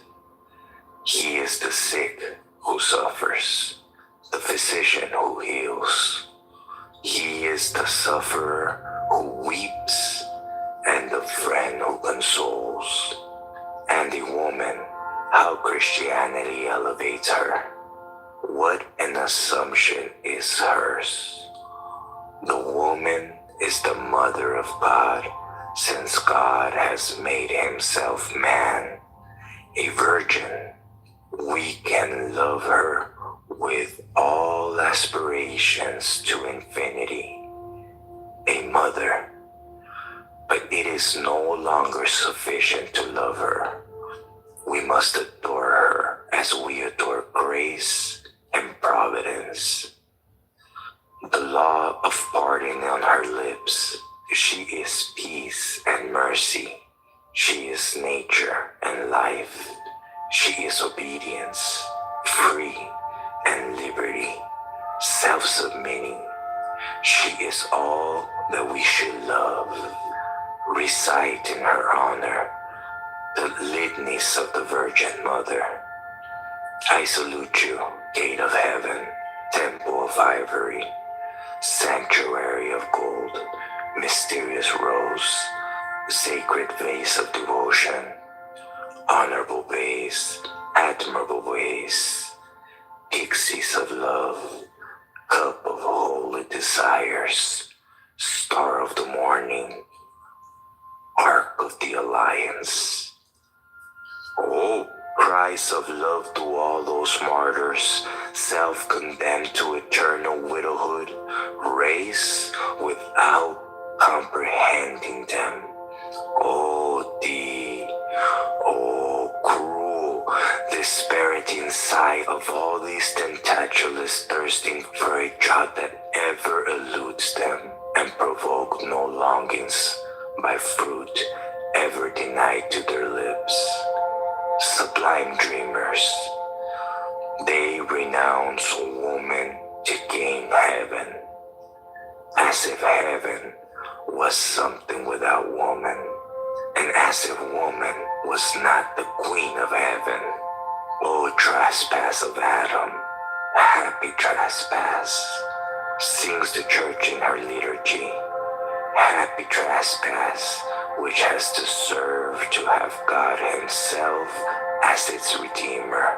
O sin of Adam, sin truly inedible, thus escape in the sacred chants the innermost secret of the sanctuary.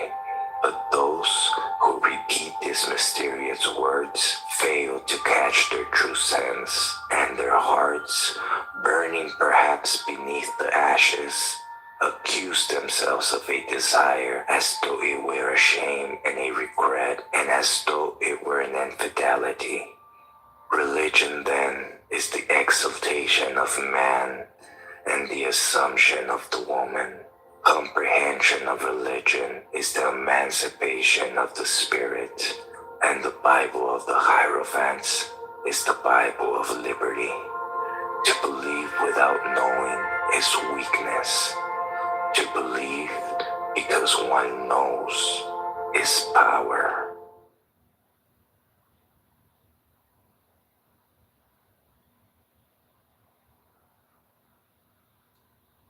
Paradox 2. Liberty is obedience to the law. From the book The Paradoxes of the Highest Science by Eliphas Levi.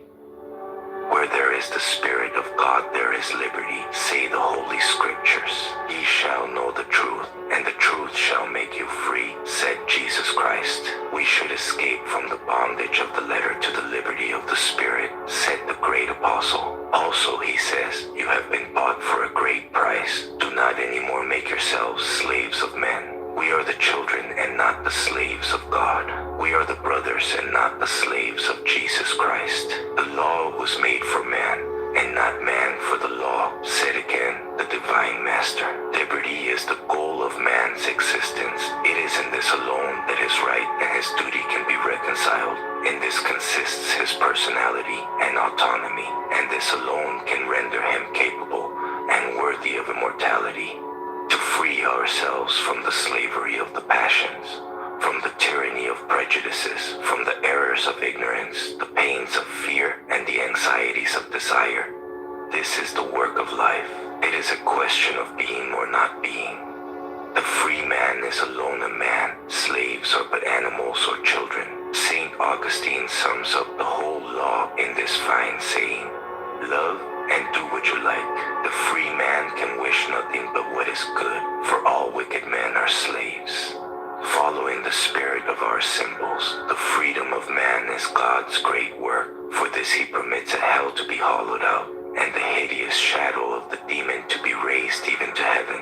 It is for this that to the more than regal quietude of divinity, he prefers the sufferings of the accursed humanity.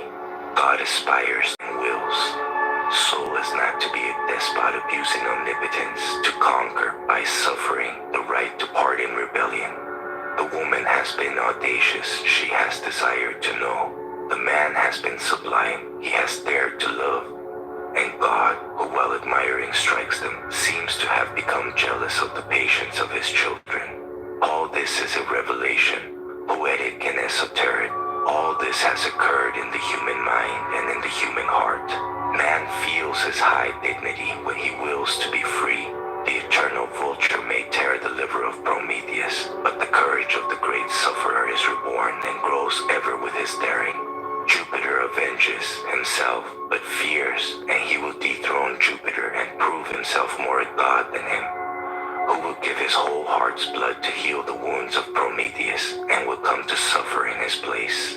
Emancipation, liberty, this is the final word of the symbols. Jesus descended to hell to kill the slavery of death, and in reascending towards the light be dragged after him captivity, captive.